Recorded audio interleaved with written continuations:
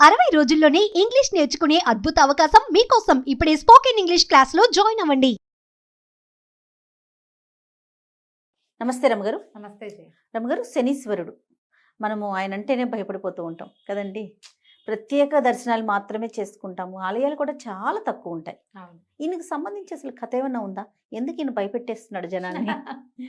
ఆయనకి సంబంధించి సరదా కథ ఒకటి ఉంది చెప్తా. అంతేనా? ఓకే. శనీశ్వరుడు అంటే ఆయన అన్ని గ్రహాలు లాంటి వాడే జయ. మనం ఎక్కువగా ఊహించుకుంటున్నామా? కాదు, చెప్తా. శనీశ్వరుడు అంటే ఈశ్వరుడు అంటాం. ఈశ్వరుడు కాదు, శనైశ్వరుడు. ఆహా. మెల్లిగా నడుస్తాడు.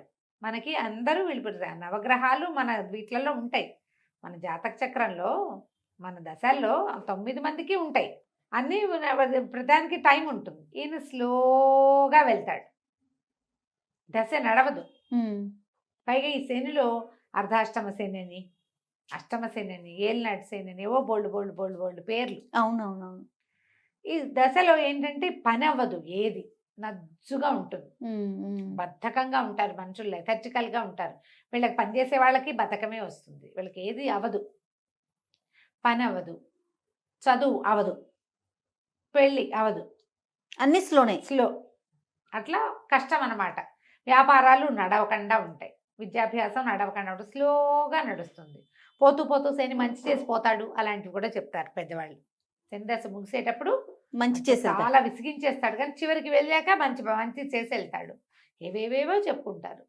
అయితే జ్యోతిష పండితులు తమ తమ దశ విశేషాలను చూసుకుంటారు కదా, దానికి తగినవేవో ఏ ప్రతిక్రియ చేసుకున్నా పోగొట్టుకోలేరు, తగ్గించుకోగలుగుతాం. ఎలా మనం కర్మ చెప్పుకుంటామా? అవునవును. కర్మల్ని పోగొట్టుకోలేము. కర్మవశాత్తు జరగవలసినవి జరుగుతాయి, మెడ దిగిపోకుండా వేలు దిగుతుంది. అంతే. దానికి ఏం చేస్తాము? పుణ్యకార్యాలు, ఓ పూజా విధానము, ఒక క్షేత్ర దర్శనము, ఓ దానము. ప్రతి శనివారం గుళ్ళోకి వెళ్ళిపోవటం, శనివారం ఉపవాసం ఉంటాం. అంతే. నువ్వుల నూనె దానం చేయటం, నువ్వులు దానం చేయటం, నువ్వులు ఎవరికైనా పంచి పెట్టడం.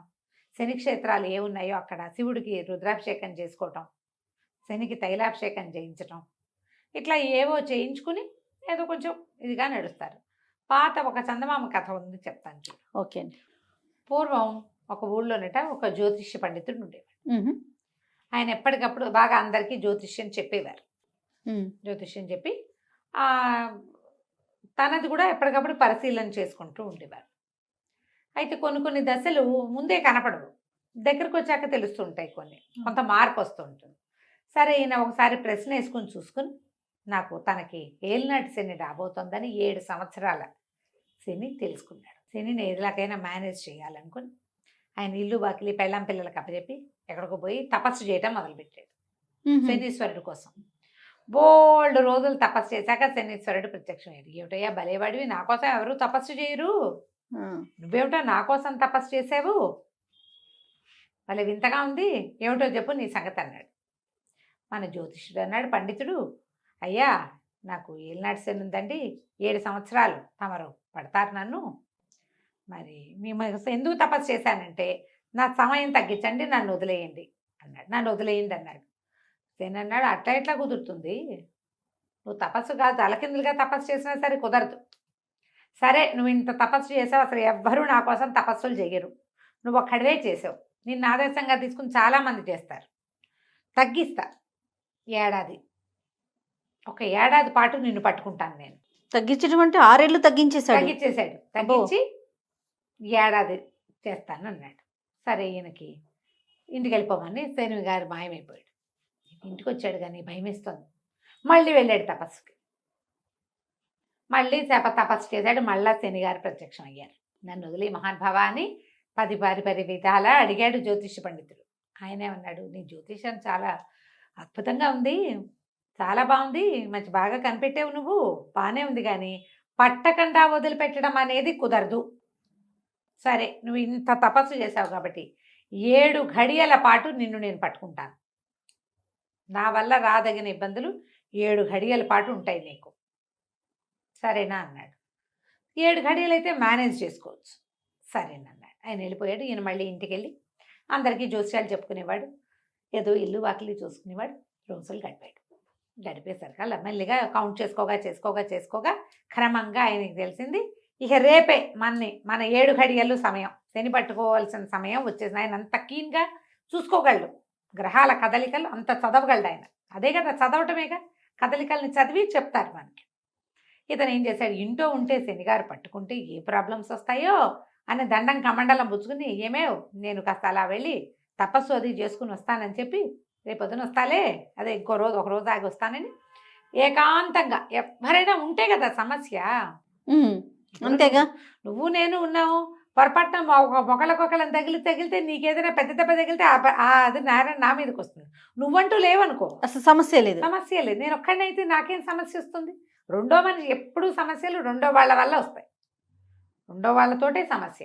ఈయన వెళ్ళిపోయాడు. నడిచి నడిచి నడిచి నడిచి అసలు ఎక్కడ మనిషి అన్నవాడు కనపడకుండా వెళ్ళిపోయాడు.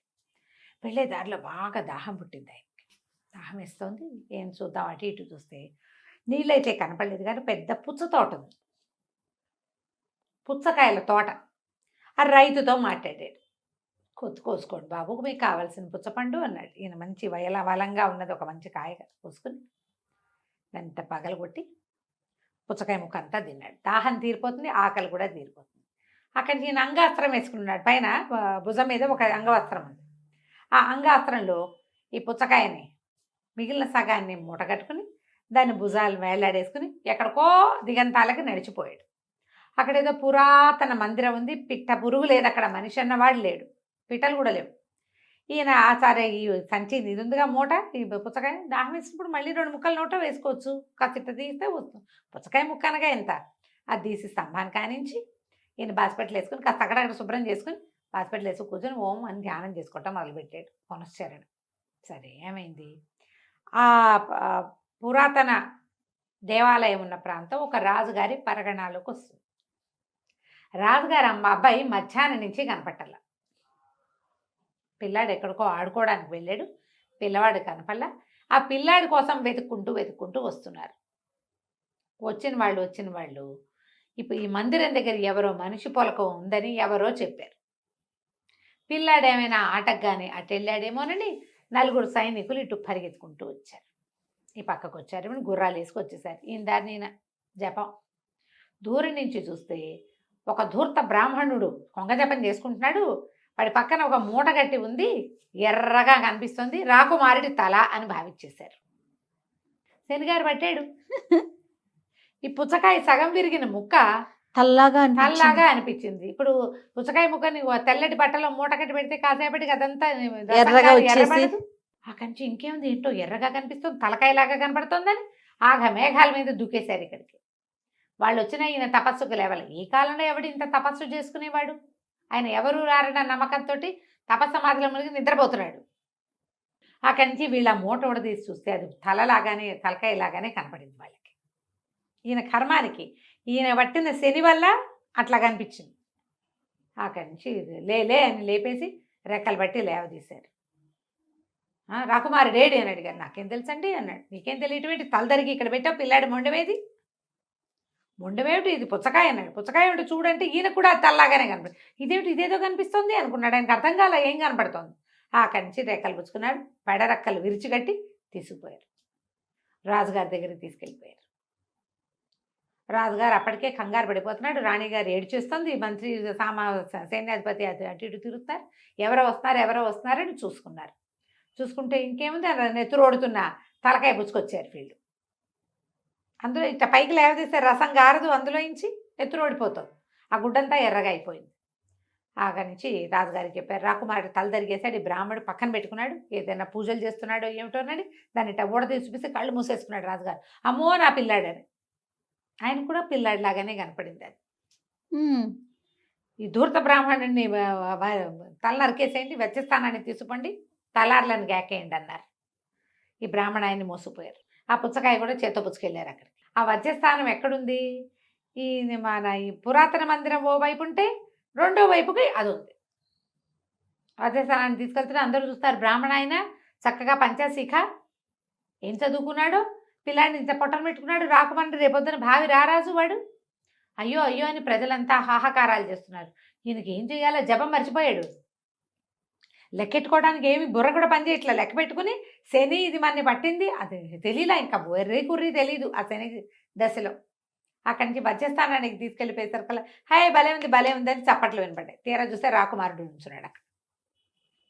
ఆ పిల్లాడు అదంతా తిరిగి ఆడుతూ ఆ వజ్రస్థానం దగ్గరికి చేరాడు. వచ్చాడు. ఈయన్ని పైకి ఎక్కించి 2 చేతులు కట్టేసి పైకి ఎక్కిస్తుంటే భలే అని చప్పట్లు కొడుతున్నాడు.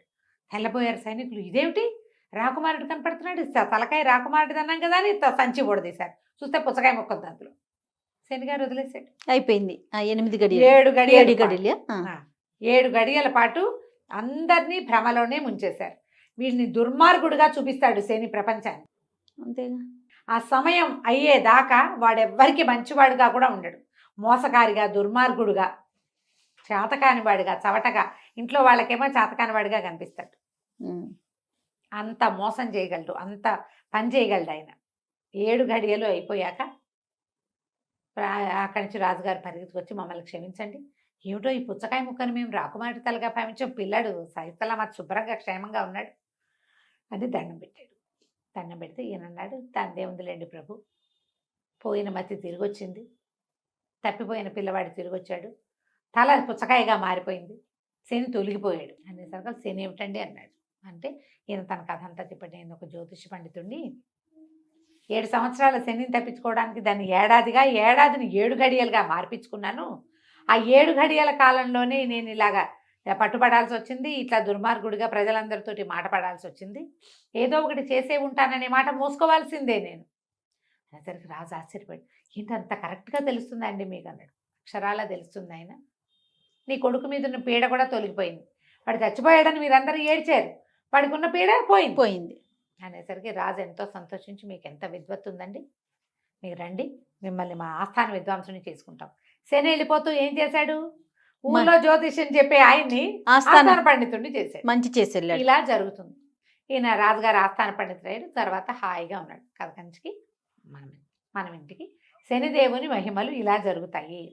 ఎవరైనా శని దశలో ఉంటే ఓపికగా ఈ దశని గడుపుకోవాలి. పోట్లాటలకి కొట్లాటలకి దిక్కకూడదు, కొత్త వ్యాపారాలు మొదలు పెట్టకూడదు, ఇతరులతోటి మాట వచ్చే అవకాశం ఉంటుంది. శివాలయ దర్శనము, దేవాలయ దర్శనాలు చేయటం, తీర్థాటన, క్షేత్రాటన చేయాలి. క్షేత్ర దర్శనము, తీర్థాటనలు చేయాలి. నదీ స్నానాలు, సముద్ర స్నానాలు, వాటి వల్ల శని దశలో ఉన్న బాధలు కొంచెం తగ్గుతాయంటారు. వెళ్తూ ఆయన ఎలాగో మంచిగా చేస్తాడు. అంతే. కథకంచికి మనం ఇంటికి. నమస్తే రమ్మగారు. నమస్తే చేయ.